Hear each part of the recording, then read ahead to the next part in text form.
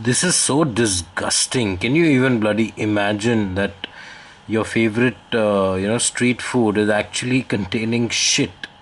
But this is a link on first post, and as you can see that for all the delicious chaat and spicy tikkas and everything that we like, among other things, it contains fucking shit, man. And this is what is really disgusting and gross. Now, I'll just read out some of the content here. Now, it's an India Today report, and what it says, which was conducted, it was based on a study conducted by doctors at the IHMCN in Delhi. And it revealed that the street food in the capital had fecal matter contamination with a bacteria called E. coli, which is typically found in in your feces, and that was there in high doses in the food. For microbial analysis, 5 street and 5 franchisee food products were taken from the most popular shops. We've collected food samples like samosas, golgappas, burgers, and momos twice from the street shops and franchisee outlets at a 1 month interval. Now, my point would be that now let's say they're saying the popular shops. Imagine if this is the plight of the popular shops, you can very well imagine the not so popular outlets, or the ones which are probably less popular, may not be as frequented. Like, for example, some of the popular markets, if you look at, say, South Ex Market, there's that Bengali sweets which immediately comes to mind. If you think of Lajpat Nagar, there are some of these, these pakoda walas and the chaat walas in the center which are extremely popular. There's one lady who sells momos.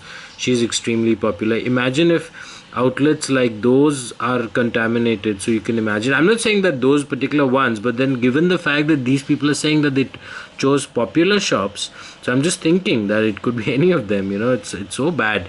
And I'm also thinking why, but what comes to my mind is the fact that hygiene in most of these places is just taken for granted. It's just not there at all.